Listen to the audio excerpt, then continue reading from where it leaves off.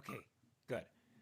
Um, then we will we will get started. Okay.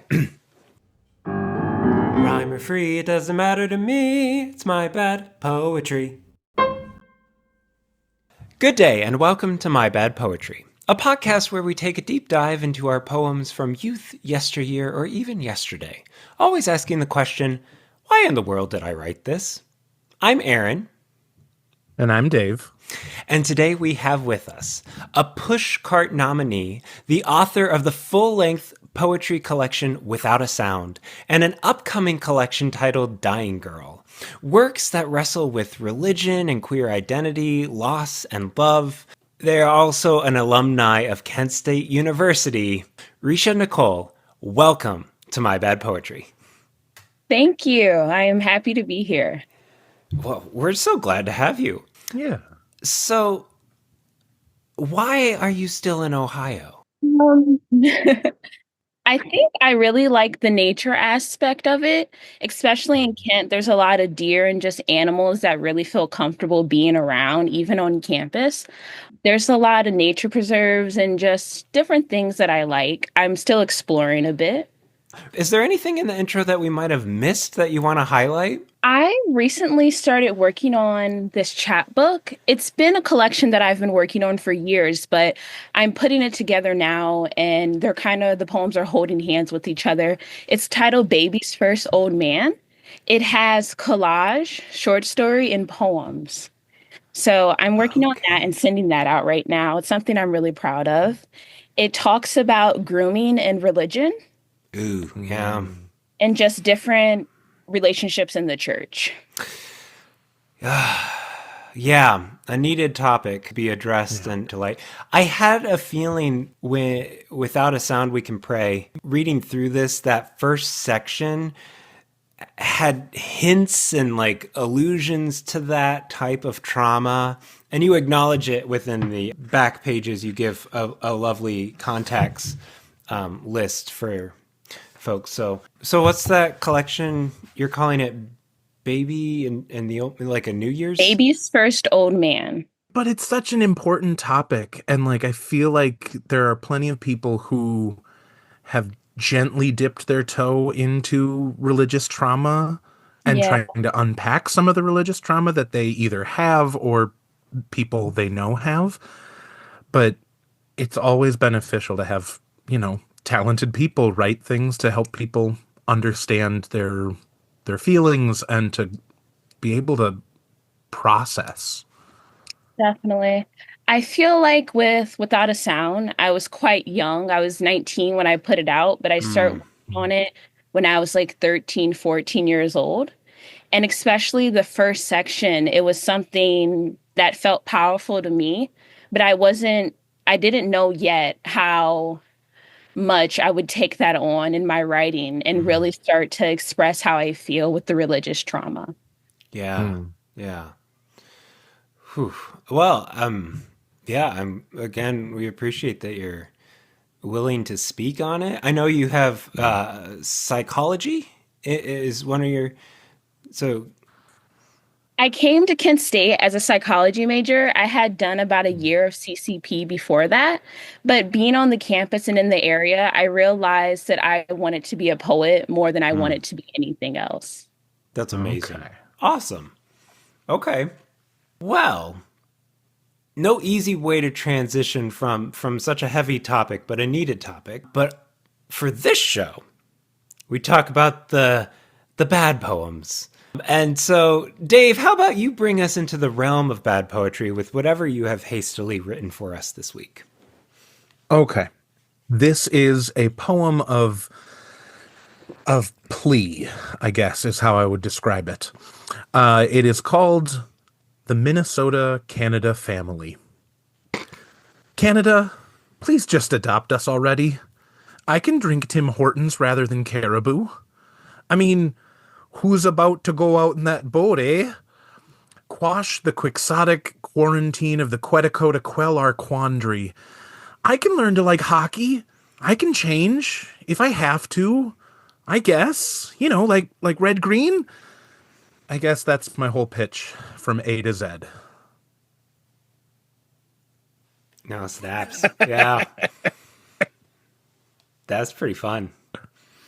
I wonder where that want to be adopted by Canada is coming from. No clue. No particular reason whatsoever other than the current state of our world. Well, that's Yeah. fair. That's fair. Yeah. Does Ohio want to come too? Yeah, I think so. Okay, At least cool. we're up where you are. Wow. That was fun. Oh, I liked what was that Q section? Yeah. Quash the quixotic quarantine of the Quetico to quell our quandary. Yeah, that's nice. That's good, right? Yeah. I've done a ton of trips up to the Boundary Waters in Minnesota, where it's the canoeing Boundary Waters, and Canada has their own section of that they call the Quetico. So they can just, they can take the Boundary Waters and protect it from the potential mining operations that people are calling for up there. So from religious trauma to fear of the government. Yeah. What a joy. Man, this comedy podcast is really This is not a comedy podcast. This is barely a podcast, Aaron. I think, actually, as I just scrolled down, in some strange way, we have transitioned perfectly into the first offering that you have given us, Risha. Broken-hearted and numb. Yeah. So how this works is you're going to read for us this poem without any defense or context. So give us your best reading of Broken-hearted and numb. I've always dreamt of a love so fine, fine as wine, a bond so strong, strong enough to hold on. Once we had that, but it could never be the same. Once you left me stranded on the icy cold window pane. I cried my eyes out for months at a time to be hopefully reunited with our love, to call you mine. 1 year later, still waiting for that day to come, stranded in your thoughts, brokenhearted and numb. I always ask 7th graders about their opinions on fine wine. Yeah. That's just the right demographic? No? Yeah, so dear listeners, Risha also has supplied for us the year and the grade. So Risha, tell us, where did you find this? Let's get into this. So I have a collection on Wattpad called Interior Pain, which is just my notebooks and like the printed out sheets and just the folders of poetry. I shifted through them, found the best ones at the time, and put them on Wattpad. So I found Okay. this is one of the first poems I wrote for it, and here it is. That's incredible.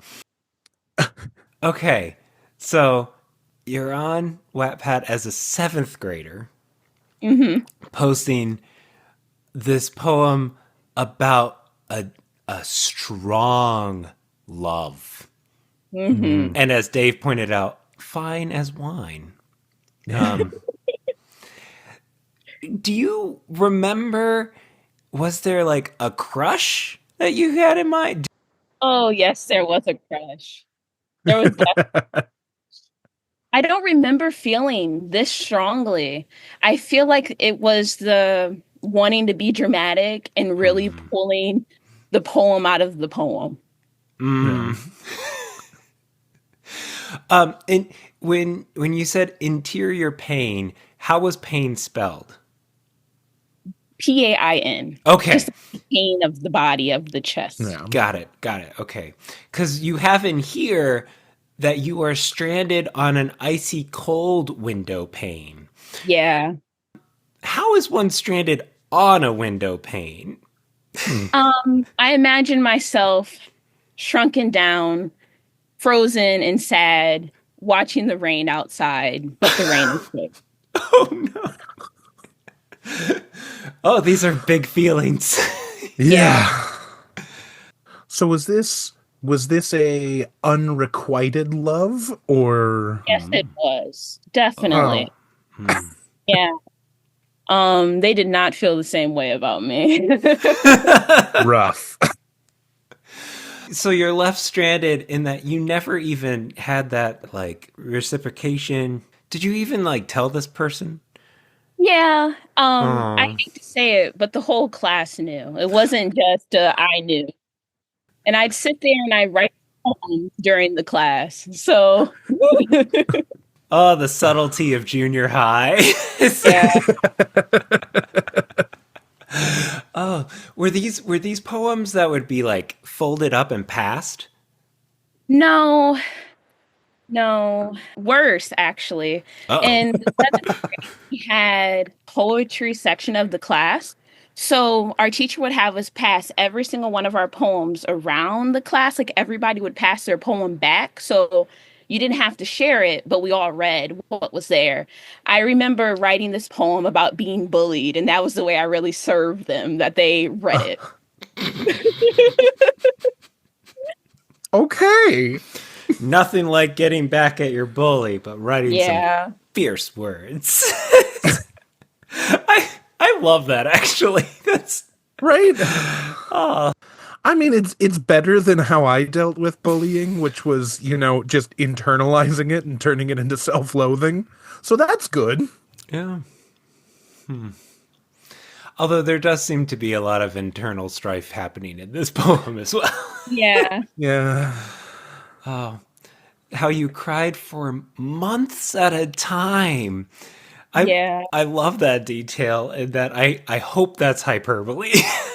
Yeah, I don't remember being this upset. Like I can remember writing this poem. I was sitting on the edge of my bed, and but I just don't remember being this upset while it was happening. No. Yeah. Do you think that the fact that you were encountering like other people sharing their poems on like Wattpad, do you think that that kind of heightened emotions or like you Well, felt like you had to match that? I wasn't reading poetry there. I was actually just reading fan fiction because I was a Nice. seventh grader, Of and course. that's what I was Yeah. No. doing. A lot of the things that I was inspired by during the time would be like Tupac's poetry or Button poetry. Okay. Those were like the two streams of poets that I was getting Huh. from. Nice. Do you think that's why I have to admit Tupac is not someone I am as familiar with, but I assume that he would keep a rhyme. Yeah, Yeah, because he's definitely. yeah. So Gosh. Could we be more old white men?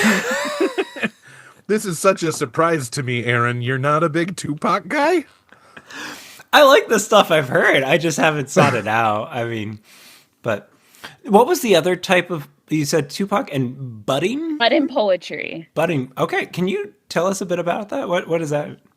So, but in poetry, they're really cool.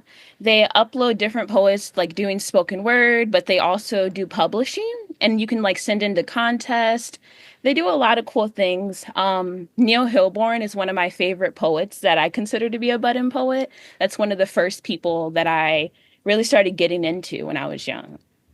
Okay. Cool. Nice. So when you wrote, even maybe back as a seventh grader, were you writing for the spoken word? I don't think so. As Okay. when I was 13, I never, well, not never considered, but I didn't see myself performing just yet. It actually Hmm. took seeing someone I looked up to in the eighth grade performing a poem at like the talent show for me to be like, Oh, I can do that. So it had That's about a year before I realized, like, oh, I can go up there and I can read something. okay. Big nice. question now.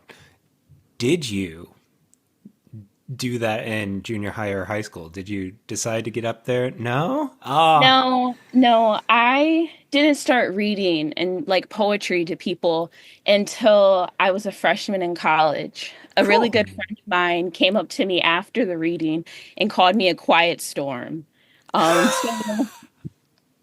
I was like, I was on the rise then, I guess. Yeah.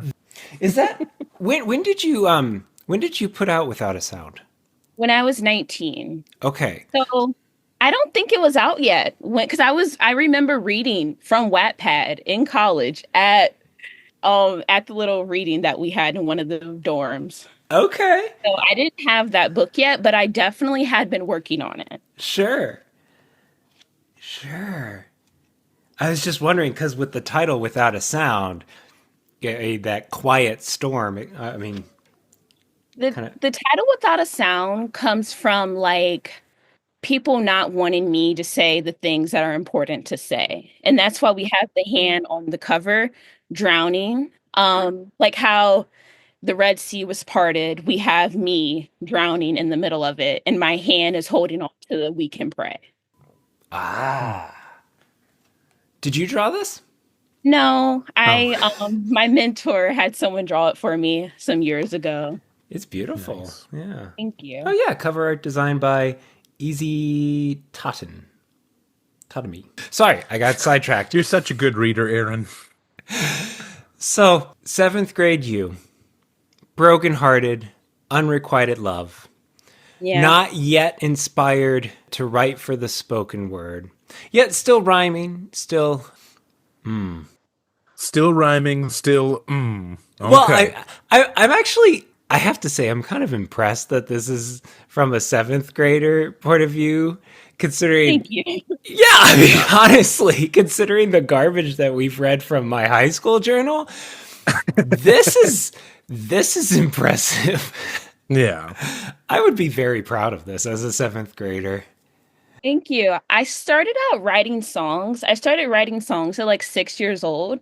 So I had like the rhyming and the writing aspect kind of going on. I have this blue journal from 6th grade, and it's just like a bunch of songs. And that's the year before I started writing poetry. So Cool. I feel Huh. it was there kind of. Yeah, Yeah. yeah. You do have a very specific choice of punctuation. As a seventh grader, you're using periods or dashes, and that is it. Yeah.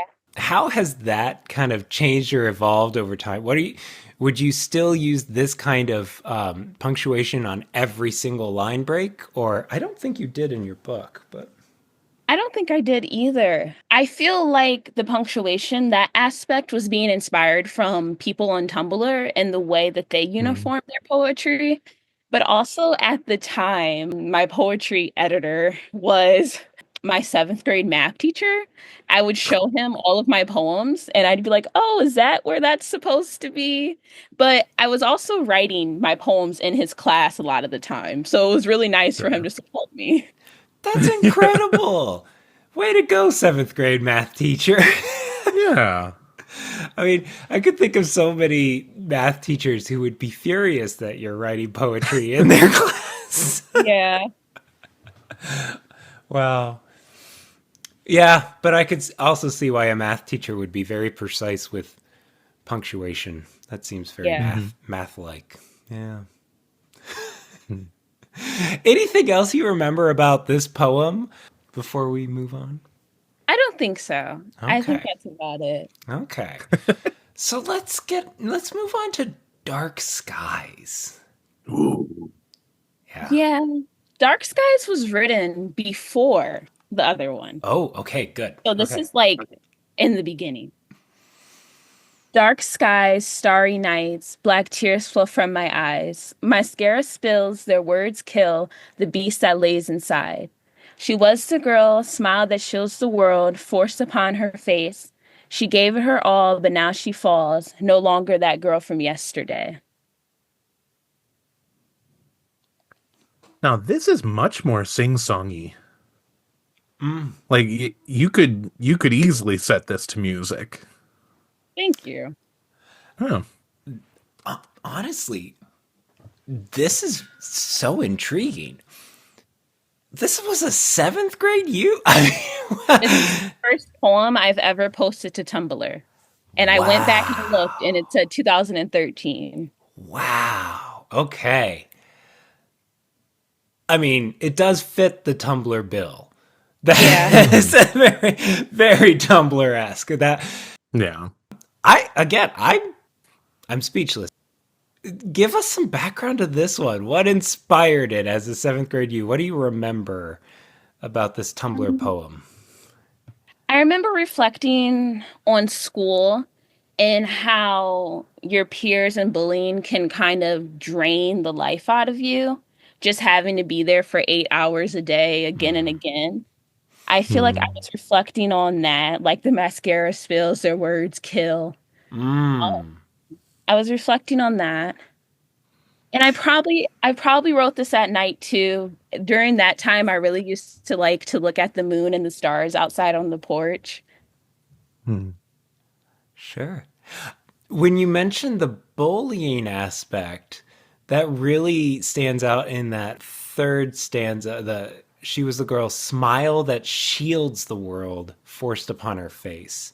That trying to like mask Yeah. for like you said 8 hours a day. That is Yeah. it was your shield. Oh wow. I'm I'm frustrated with you. You should have brought bad poetry. You should have brought terrible poetry. This is like I would call this decent poetry currently, and to be written by a seventh grader. I'm angry because my poetry sucks. I feel like I've always had the poetic gene in a sense because my dad was a poet. I never got to Oh. read any of his poetry, but my grandma, she still writes poems or at Hmm. times. So I was like, I just come from a line of poetry of people expressing their feelings in that way. Yeah. And my mom, she also like writes songs and she's a big writer. So I feel like I was always just inspired and I've always been a big music listener. So I think it just comes from that place. That makes sense. Yeah. Yeah. So you were the one who brought these poems. I love that this is like from the beginning, the first poem on Tumblr. If you were to work on this poem today, or if you were to have this in your draft folder, what would you do with it? Or would you scrap it entirely? I feel like with Dark Skies, I don't know if I today would go from my eyes to she was the girl. Like Hmm. I switched up in a way there. I don't know if I would Yeah. still do that. I can definitely see these poems being put into like a baby chapbook, like something real small, something to Sure. like reflect on during the seventh grade time. But I would want people to know it was from years ago. I wouldn't want them to Right. think I wouldn't want them to think I just wrote it. Yeah. You did, yeah. You pointed out something I actually was kind of struggling with was the perspective of this. Like who is the speaker and who is being spoken to? Because you do change the from the first person to the third person there. Yeah.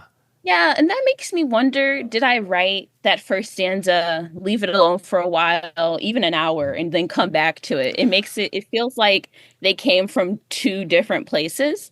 But since I was in seventh grade, I was like, let's just post this to Tumblr. This is nice. Yeah. Yeah, two different poems really. Yeah, Complementary, but yeah, Hmm. just kind of smashed. yeah, definitely. Mixed in a tumbler. Yeah.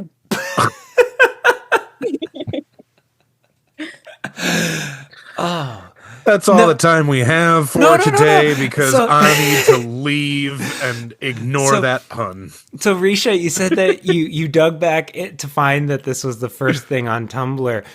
That makes me ask, do you still have a Tumblr account? Yes, I do. It's the same Tumblr account that I made in 2012. That's Wow. incredible. Are Okay. you willing to share the name? It's Risha Nicole, I'm pretty sure. I'm Risha Nicole on everything. Okay. Mm. Okay. And when you looked back on this poem, did it get any traction? Did you have other friends on Tumblr who sought it out or I was like averaging like 10 to 20 likes a post, okay. like a good Okay. 15, 12 likes every once in a while. I used to be much popular on Tumblr when I was a teenager than now with the things I was writing or just posting. Mm.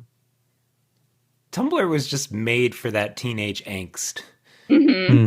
I never understood like the whole I there was so much stuff on Tumblr about not having confidence, but then Yeah. you're also posting things that you yourself wrote to the world. And like it never made sense in my mind where like all of the things that I wrote, they're never seeing the light of day, let alone going on the internet. I would say that I think there's the anonymity there, but you just said that your Hmm. handle was your name, so you Yeah. were you were owning your work. Okay, so we've had two poems from seventh grade, clearly horrendous, embarrassing poems that should have never seen the light of day.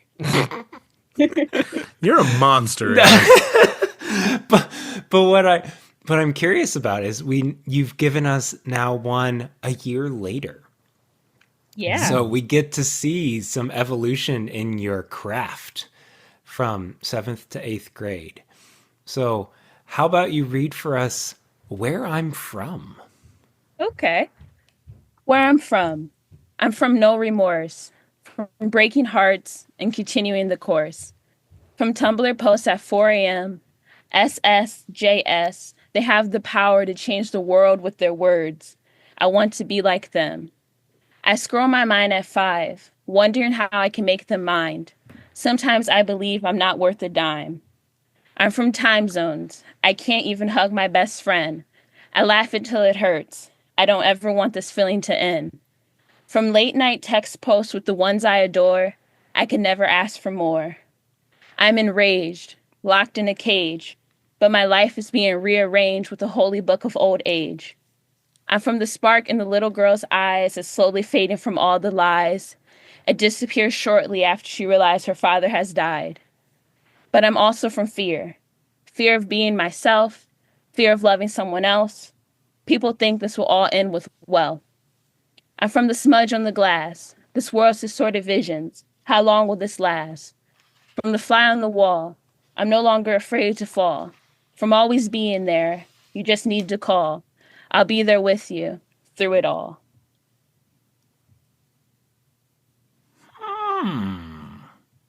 Yeah, I like the rhythm of that. That really flows. Thank you. This was an assignment. Oh, Oh, really? okay. During our poetry section, we all wrote where I'm from poems, and this was mine. No remorse. Is that by Sandusky? I'm curious. One line stood out to me. I'm from time zones. I can't hug my best friend. Hmm. Did your friend move away? No, I just had a lot of internet friends on Tumblr, and Hmm. just like on social media in general. I'm two of them I'm still friends with, and Oh, we cool. met at about 13. So I this is like a line dedicated to them, like our FaceTime calls where we're laughing till tears, but like I haven't been able to meet you yet. Oh, cool. Okay. Wow. So one thing, like Dave said, is really it does flow, but it does seem like within the poem itself, you go from like short lines that rhyme, and then longer lines that have internal rhyme. Mhm. It's like the style changed up Hmm. throughout the work. Yeah, Yeah. I wonder about that too. I wondered, like when I was looking at this when I found it again, I never forgot the poem, but I wonder if I would have broke it up into stanzas, would it be easier on the reader or just understanding it more? I think maybe I was just trying out a couple of things and Sure. just tried out almost everything. Yeah, it's kind of like the previous poem where you have like two concrete thoughts and you just put them together. This one Yeah. you have a couple different rhyme schemes and ways of breaking the line, and you don't seem too concerned about like going from internal rhymes like three lines in a row to end of line rhymes. Hmm. Yeah, fascinating. This is a fairly long one for It is. Yeah. yeah. Did you have like a, do you remember in the assignment, was there like a prompt you were writing to? So it what the example poem was the Where I'm From poem. I do not remember who it's by, but I've come across it a few times. They talk about their bedroom, they talk about the under the like the dirt under the front porch, just talk about all the Mhm. things that they see.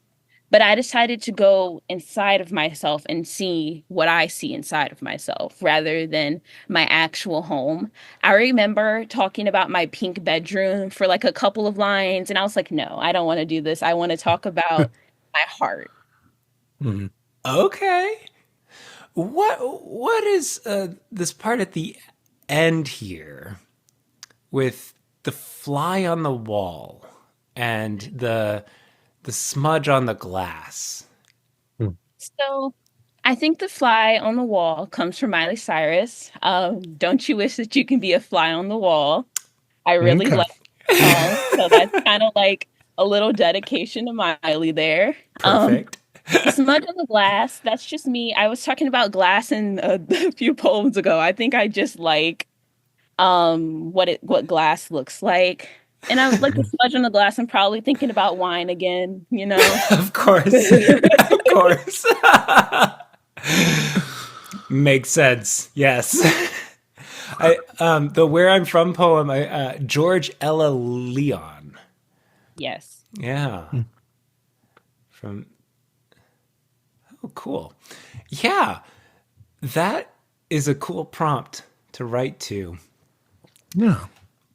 You're writing as an eighth grader about rage, and Yeah. I was trying to kind of put together the timeline. When did your dad die? In 2004. Okay, okay. So yeah, you're still very much living in that trauma. Mhm. Definitely. Yeah. It showed in my writing more then than it does now. I feel like I could write a 4-page short story and then you get like 3 lines about my dad, but Mhm. he's never missing from my writing. Yeah. Mhm. Yeah, I that line, it disappeared shortly after she realized her father had died.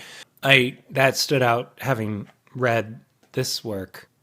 I just noticed you switched from first person to third person again. Yeah. So the speaker of the poem was an issue for an eighth grader to tackle. Def- Do you know, was were your poems well received in your English class?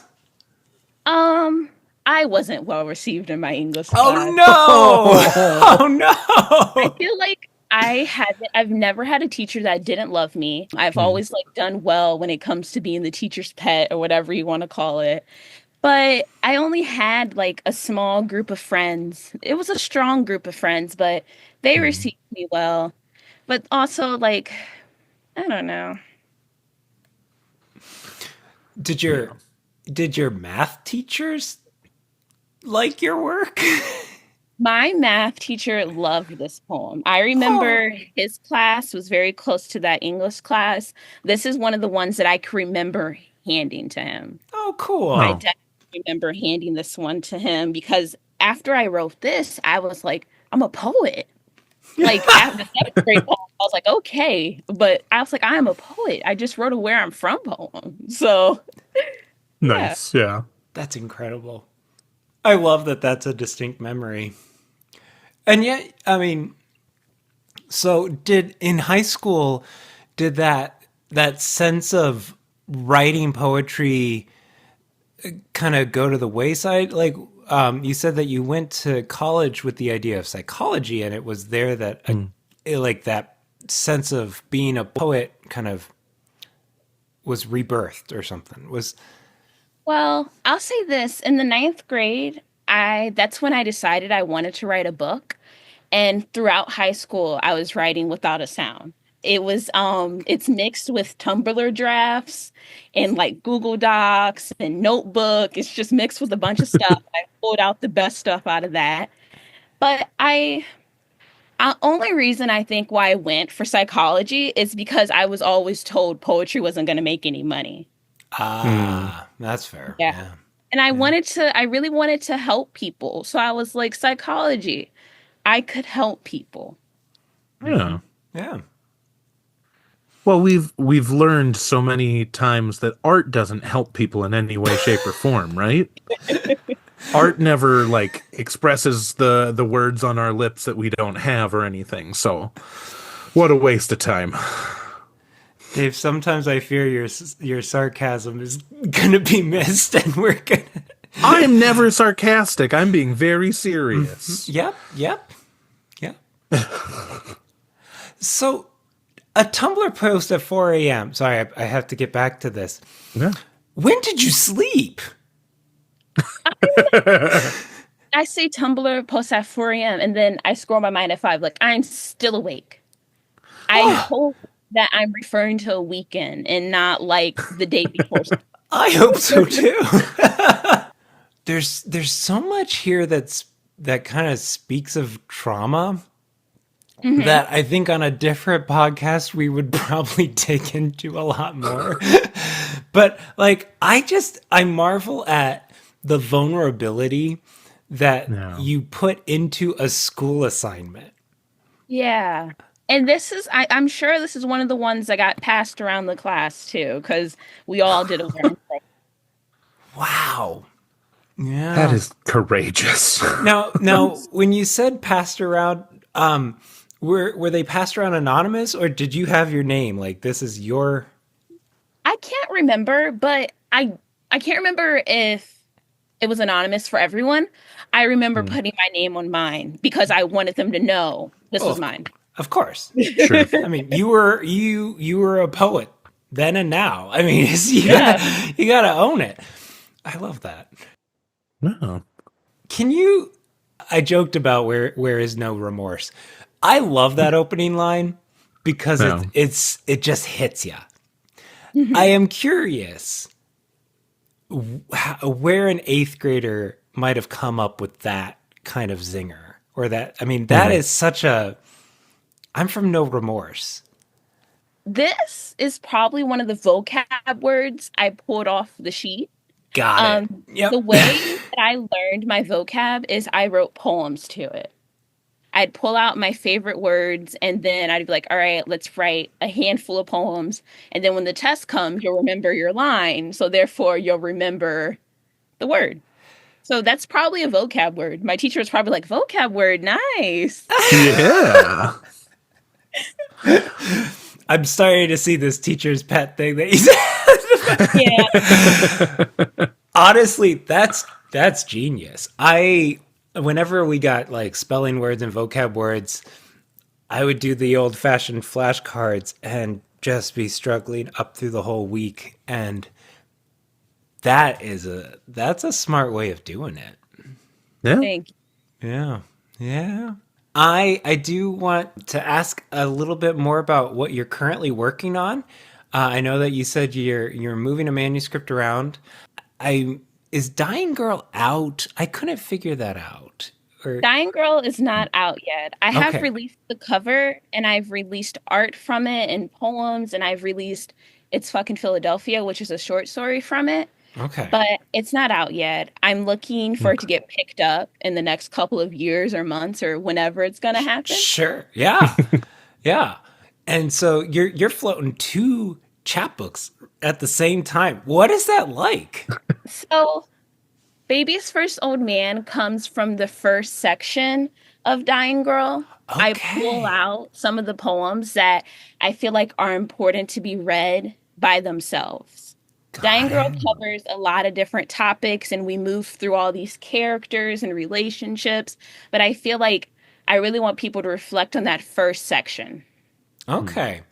So with your full length, Without a Sound, you also have it sectioned off family, someone like you, aftermath, and looking forward to today. Is that a style that you like? When you're writing poems, do you write to like the same prompt multiple times to kind of create a collection, or? So when I write, I'm inspired, like my muse is my life and the people around me. So I rarely write to prompts. I only write to prompts if I'm in a workshop. Okay. So Sure. sometimes pieces will come together that way. I've done a chapbook that was just poems from this workshop I was attending. But I think it's my life, so they just so happen to fit together, Hmm. not because I wanted them to. Sure. Sure. That makes sense. And you say you work at Kent State. Mhm. What are you up to? I'm a preschool teacher. I've been a teaching artist since 2019, but now I'm a preschool teacher and I work with the littles. I love That's that. awesome. Do you ever do any like poetry with preschoolers? So I have a few books on my shelf that would be age appropriate for them that are like poetic stories, just rhyming. I think to bring in some of that maybe in the spring. I've wanted to teach them zines. Okay. Basically just hold up a bunch of zines, explain to them like it's basically a little magazine and give them some art supplies. I've imagined doing that because I really like zines these days. Cool. Nice. Very nice. Are you doing any live readings around town or? Um, there's none that are coming up, Okay. but it's always a work in progress. As the months go on, I get different opportunities. Sure. So if people want to find your work and stuff, you said that all of your handles are Risha Risha Nicole. Nicole. Yeah, Perfect. Risha Nicole. Oh, well, um, oh man, I'm trying to think of a funny segue. Well, Aaron, you Yeah. know what? I'll be there with you through it all. Are you quoting Miley Cyrus? It No? was the last line of the last poem. Oh, oh, sorry. Oh, that reminds me. Sorry. In one of these, there is a line that reminded me a lot of a Goo Goo Dolls song. Did you I pull a grew line? up on them, so Okay. Okay, Okay. okay. I was like, I was all the like, time. I was like, Um, you might be quoting Goo Goo Dolls here. I wouldn't be surprised. I wouldn't be surprised. I used to listen to them all the time with my best friend and her mom next door. We used to like dance and clean the house. Okay. Okay. So I'm not crazy.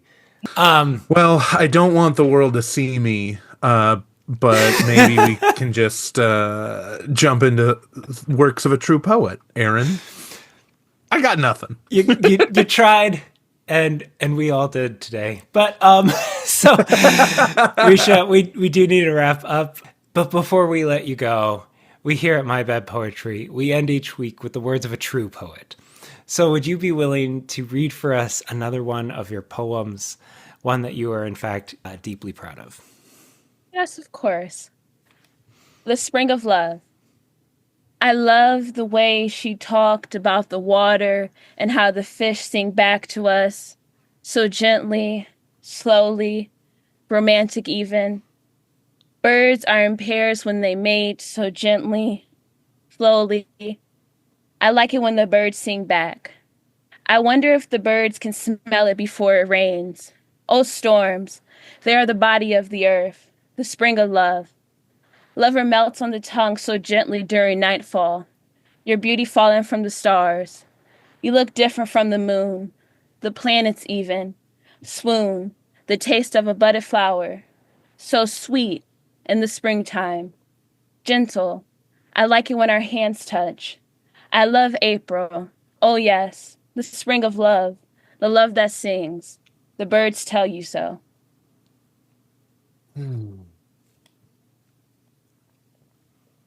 Quiet Storm.